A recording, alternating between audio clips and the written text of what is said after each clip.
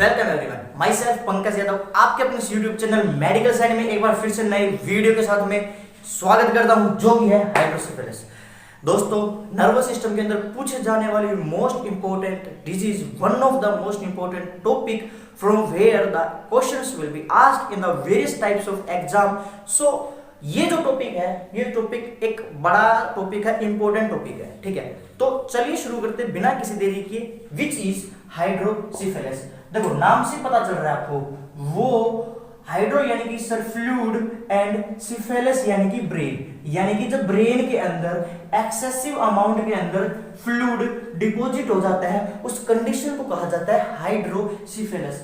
याद होगा आपको, syphilis that term only used for the brain in the medical line, यानी कि मेडिकल लाइन के अंदर जो सिफिलिस जहां पे आ जाए, कहीं भी आ जाए किसी भी तरीके से, तो वो कहीं ना कहीं ब्रेन से लिंकेज होता है, दिमाग से होता है, मस्तिष्क से होता है उसका, ठीक है। तो जो चीज होती है that syphilis is the brain and the hydro means fluid. जब फ्लूइड का मात्रा बढ़ जाती है किसके अंदर, ब्रेन के अंदर, mainly it is seen in the child. Syphilis यानी कि brain and C for syphilis and C for child. Child के अंदर जब हाइड्रो यानी कि फ्लूइड की मात्रा बढ़ जाती है, उस टाइम पे जो कंडीशन अराइज होती है, that condition is known as hydrocephalus. Then उसके बाद में शुरू करते हैं कि भैया ये तो हो गई इससे रिलेटेड कि भाई हाँ ठीक है ये परेशानी होती है, लेकिन इससे पहले नॉर्मल फिजियोलॉजी। भाई देखो ऑब्वियस ही बात है, भाई अगर कोई एबनॉर्मलिटी देखनी है, कोई डिजीज कंडीशन देखनी है, तो उस कंडीशन से पहले भाई नॉर्मल जो बॉडी फंक्शन करती है उसी का तो पता होना चाहिए, तभी तो उस चीज का गलत पता होगा।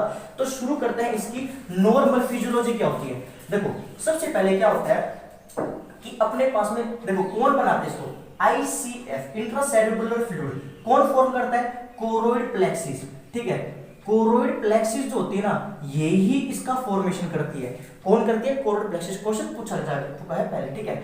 अच्छा, और मेनली कौन करता है, लेटरल वेंट्रिकल्स, ठीक है। लेटरल वेंट्रिकल्स इसका फॉर्मेशन करती है। अच्छा, यही क्यों करती है, तो क्वेश्चन जब वाई आ जाता है ना जहां पे, तो ये सब due to the size difference की वजह से, साइज डिफरेंस होता है, ठीक है, अदर वेंट्रिकल्स के साथ में, तो उसकी वजह से जो फॉर्मेशन होता है मेनली इंट्रासेरेब्रल फ्लूइड का मैक्सिमम कौन करता है सर, लेटरल वेंट्रिकल्स करती है। लेटरल वेंट्रिकल्स कर भी कोरोइड प्लेक्सिस करती है। अब शुरू करते हैं इसकी नॉर्मल बात। नॉर्मल फिजियोलॉजी के अंदर क्या होता है सर, ये लेटरल वेंट्रिकल्स इधर की तरफ होती है, ठीक है, और ये लेटरल वेंट्रिकल्स इधर से फोरामेन ऑफ मुनरो, ठीक है, फोरामेन ऑफ मुनरो के द्वारा थर्ड वेंट्रिकल के अंदर आती है, ठीक है। थर्ड वेंट्रिकल यहाँ पे होती है, तो ये जो होती है these are foramen of Monro, ठीक है, लिखते जाना साथ ही साथ में, फोरामेन ऑफ मुनरो होती है। जब ये फोरामेन ऑफ मुनरो से थर्ड वेंट्रिकल से फोर्थ वेंट्रिकल के अंदर जाएगी, ठीक है, तो कौन लेके जाएगा उसको sir, aqueduct of Sylvius, via aqueduct of Sylvius, ठीक है। अब मान के चलिए कि यहां तक हो गया। अब ये फोर्थ वेंट्रिकल से साइड में दो और डक्ट निकलती है वाया दो foramen. First one is Luschka, ठीक है, and the second one is मेगेंडी।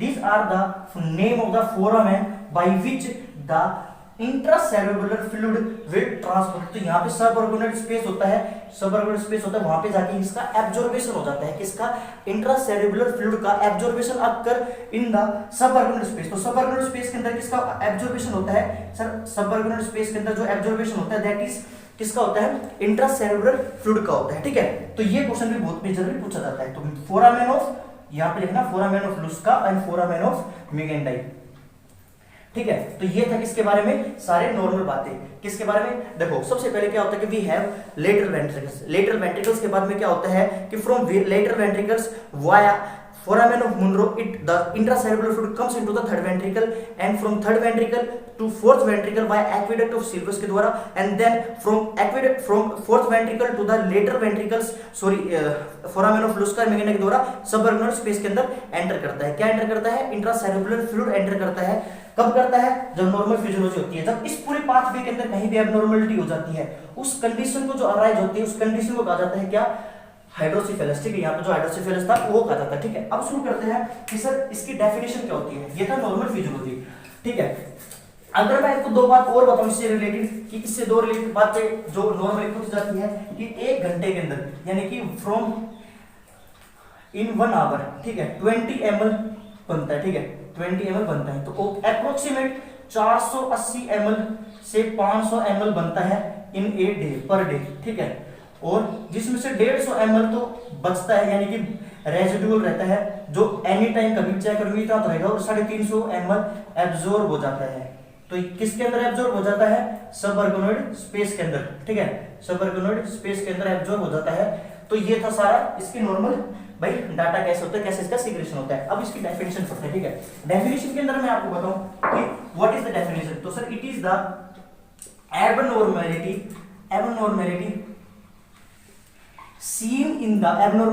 seen in the production or absorption of intracellular fluid due to any trauma, tumor और एनी एन्यूरिज्म, यानी किसी एन्यूरिज्म की वजह से या फिर किसी ट्रॉमा की वजह से या फिर किसी कारण की वजह से जब प्रोडक्शन ज्यादा हो जाता है या फिर एब्जॉर्प्शन कम हो जाता है, तो उस स्टेट पे जो कंडीशन अराइज होती है that condition is known as hydrocephalus. ये थी इसकी डेफिनेशन। डेफिनेशन के बाद में इसकी दो टाइप्स पढ़ते हैं, what are the main types of the होती है। तो सबसे फर्स्ट होती है कम्युनिकेटिंग, यानी कि कम्युनिकेटिंग हाइड्रोसिफेलिस होता है। कम्युनिकेटिंग हाइड्रोसिफेलिस के अंदर ये होता है कि भाई देखो सबसे पहले इसको ऑब्स्ट्रक्टिव नॉन कम्युनिकेटिंग हाइड्रोसिफेलिस या फिर ऑब्स्ट्रक्टिव हाइड्रोसिफेलिस, ठीक है, ऑब्स्ट्रक्टिव हाइड्रोसिफेलिस। तो ये इसके अंदर अगर मैं बताऊं आपको तो सबसे पहले क्या होता है कि सर एक्विडक्ट ऑफ सिल्वस, यानी कि एक्विडक्ट ऑफ सिल्वस होती है अपने पास में, उसके अंदर अगर एट्रेसिया हो जाए, स्टीनोसिस हो जाए, तो सबसे ज्यादा स्टीनोसिस हो जाए तो उस टाइप का हाइड्रोसिफेलिस होगा, या फिर एन्यूरिज्म हो जाए, या फिर कोई ट्यूमर हो जाए, ठीक है, ट्यूमर हो जाए, या फिर डैंडी वॉकर सिंड्रोम कहा जाता है, डैंडी वॉकर सिंड्रोम, जिसके अंदर सबसे पहले क्या होता है जो aqueduct of foramen of Luschka and Magendie का स्टीनोसिस हो जाती है, ठीक है, स्टीनोसिस हो जाती है, एट्रेसिया हो जाता है, उस टाइम पे जो कंडीशन अराइज होती है उस कंडीशन को क्या कहा जाता है सर? डैंडी वॉकर सिंड्रोम होता है। क्वेश्चन पूछा गया है, पूछा जा सकता है तो लिखते जाना, स्टार मार्क ना लेना। फोर्थ के बाद में fifth one that is cerebellar tonsil होती है, सेरिबेलर टोन्सिल्स के अंदर क्या होता है कि सर एक आउटपुट बन जाता है सेरिबेलस के द्वारा भारी ट्यूमर बन जाता है, जिसकी वजह से इसको कहा जाता है डैंडी वॉकर कहते हैं, इसको सेरिबेलर टोन्सिल्स कहते हैं, इसको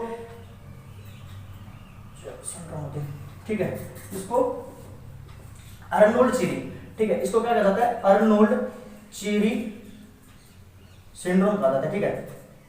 तो ये था ऑल अबाउट द किसके बारे में भाई?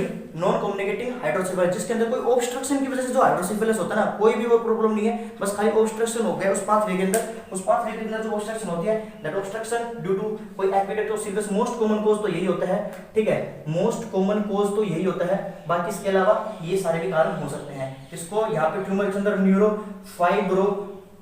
न्यूरोफाइब्रोमाइमेटियासिस हो सकती है, ठीक है, इसकी वजह से ट्यूमर बन जाते हैं, ये ट्यूमर बनेगा इसके अंदर। बाकी डैंडी वॉकर की हो जाती है और बाकी नॉन कम्युनिकेटिंग हाइड्रोसिफेलिस होता है। अब पढ़ते हैं कम्युनिकेटिंग हाइड्रोसिफेलिस। कम्युनिकेटिंग हाइड्रोसिफेलिस के अंदर जो कंडीशन होती है जो कि उसके अंदर कोई भी अपने पास में ऑब्स्ट्रक्शन नहीं होती है, विदाउट ऑब्स्ट्रक्शन होती है, यानी कि सेकंड नंबर पे होता है क्या? कम्युनिकेटिंग हाइड्रोसिफेलिस। कम्युनिकेटिंग हाइड्रोसिफेलिस के अंदर या फिर कम्युनिकेटिंग या फिर एक्स्ट्रा वेस्कुलर हाइड्रोसिफेलिस, ठीक है, यानी कि सिर्फ खाली प्रॉब्लम आती है फिजियोलॉजी के अंदर। इसके अंदर सबसे पहले मोस्ट कॉमन होता है सर ट्रोमा। अब मान के चलिए टोटल अपने पास में 500 ml था, ठीक है, दिन के अंदर पर डे 500 था, जिसमें से 350 एब्जॉर्ब हो रहा था और 150 बच रहा था रेजिडुअल तौर पे। अब उसके अंदर अगर कोई भी ट्रोमा होता था, ट्रोमा के अंदर ब्लीडिंग होने लग जाएगी तो उसके अंदर एक्सेसिव डिपॉजिट हो जाएगा ब्लड वगैरह, तो 350 ml के साथ में प्लस में अगर 500 ml ब्लड हो गया तो ऑब्वियस सी बात है ना, बहुत ज्यादा एक्सेसिव अमाउंट के अंदर फ्लूइड भर गया है, तो ट्रोमा की वजह से हो सकता है। सेकंड नंबर पे कोई इन्फेक्शन की वजह से हो सकता है, ठीक है। तो ये था कोई भी टॉर्च वगैरह का इन्फेक्शन हो जाता है। इसके ऊपर एक नई वीडियो बनाऊंगा मैं, जिस टॉर्च के ऊपर जितने भी इन्फेक्शन होते हैं इससे रिलेटेड बातें, जो कि कम कंपटीशन के अंदर क्वेश्चन पूछ लिए जाते हैं इससे रिलेटेड। टॉर्च चलिए टॉक्सोप्लाज्मोसिस होती है, रूबेला होती है, साइटोमेगालोवायरस होती है, हर्पेस सिम्प्लेक्स होती है, इसका मतलब ये होता है, ठीक है। तो ये था किसके बारे में? कम्युनिकेटिंग हाइड्रोसिफेलिस, फिर एक्स्ट्रा वेस्कुलर हाइड्रोसिफेलिस के बारे में। अब इसके साइन सिम्पटम्स पढ़ते हैं, ठीक है, जो कि सबसे इंपॉर्टेंट होता है और इसके अंदर क्वेश्चन पूछे जाते हैं यहाँ से। तो सबसे पहले मान के चलिए अगर हाइड्रोसिफेलिस हो है तो फर्स्ट कंडीशन होगी कि sir enlargement of the head होगा, ठीक है, एनलार्जमेंट ऑफ द हेड होगा। देन उसके बाद में सेकंड नंबर पे क्या होगा सर? एंटीरियर बूजिंग होगी, ठीक है, यानी कि एंटीरियर बूजिंग होने लग जाएगी, आगे की तरफ सर्व होने लगेगा। एंटीरियर फंटेनाइल बल्ज करने लग जाएगा, एंटीरियर फंटेनाइल बल्ज करने लग जाएगा, ठीक है। बल्ज करने लग जाएगा। ये जो साइन सिम्टम्स आ रहे हैं ना, ये लेस देन 18 मंथ्स के बच्चे के अंदर हो रही है, ठीक है, लेस देन 18 मंथ्स के बच्चे के अंदर हो रही है। आपको पता होगा दो फंटेनल होती है, एक तो एंटीरियर होती है, पोस्टीरियर होती है। एंटीरियर जो फंटेनल होती है जो 16 से 18 मंथ या फिर 18 मंथ या 20 मंथ के ऊपर से जाके उसका कंप्लीट ओसिफाई होती है। फंटेनल एक वाइड मेम्ब्रेनस गैप होता है, बच्चे के आगे की तरफ पाया जाता है, यहाँ पे पाया जाता है। वो जो फंटेनल होती है वो फंटेनल 18 से 20 मंथ के ऊपर जाके कंप्लीटली ओसिफाई होता है, और जो पीछे की तरफ पाया जाता है वो 6 से 8 वीक के ऊपर जाके फंटेनल बंद होता है। तो ऑब्वियस ही बात है, जब अगर 2 साल तक यानी कि 2 साल तक जो छोटा बच्चा होता है उसके अंदर ये सारे साइन सिम्टम्स पाए जाएंगे। अगर 2 साल से बड़ा बच्चा होगा तो उसके अंदर वैसे होता तो नहीं है हाइड्रोसेफेलस, बट अगर हो जाएगा तो वो अलग साइन सिम्टम्स आगे पढ़ेंगे अपन, ठीक है। तो ये था किसके बारे में भाई, लेस देन 18 मंथ से पहले जो होता है। तो एनलार्जमेंट होता है, एंटीरियर बुल्जिंग होगी, एंटीरियर फंटेनल बल्ज करने लग जाएगी, डायलेटेड स्काल्प वेन हो जाएगी। ऑब्वियस ही बात है, अगर बढ़ेगा तो डायलेटेड स्काल्प वेन हो जाएगी।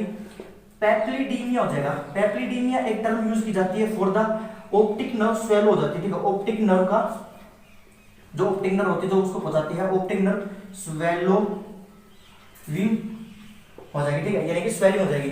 प्लस में इन्फेक्शन हो सकता है, ठीक है, स्वेलिंग हो जाएगी, ठीक है, पैप्लिडीमिया हो जाएगा।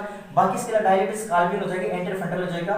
प्लस में सर मैकविन साइन पाया जाएगा, मैकविन साइन पाया जाएगा। मैकविन साइन का मतलब क्या होता है कि सर अगर अपन देखेंगे तो क्रैक पोट साउंड आएगी अस्कल्टेशन के ऊपर, ठीक है, क्रैक पोट साउंड आएगी। क्वेश्चन पूछा जा चुका है और आगे पूछा जाएगा, ठीक है। बाकी इसके अलावा सनसेट आइज हो जाएगी, ठीक है, सनसेट आइज हो जाएगी।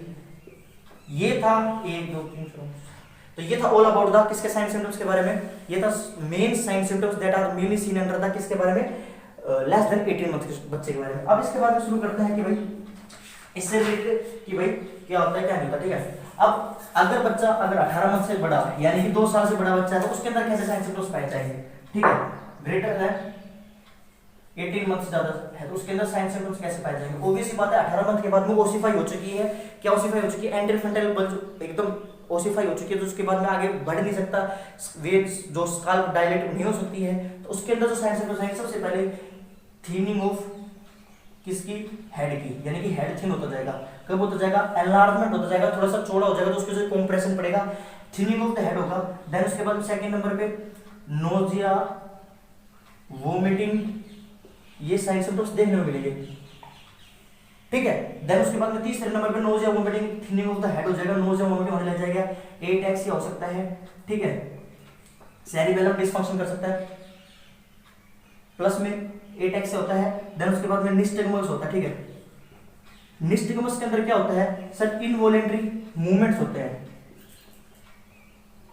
Involuntary movement of eye ball, ठीक है, मूवमेंट ऑफ आई बॉल होने लग जाएगी किसकी, इसकी। तो ये था nystagmus, ataxia, nausea, vomiting, thinning of the head हो जाती है। बाकी सीजर्स आ सकते हैं, ठीक है, सीजर्स आ सकते हैं, एनोरेक्सिया हो सकता है। तो ये varieties of the signs that are occur, headache होता है, हेडेक तो हर कॉमन बात होती है, ठीक है, हेडेक होने लग जाएगा।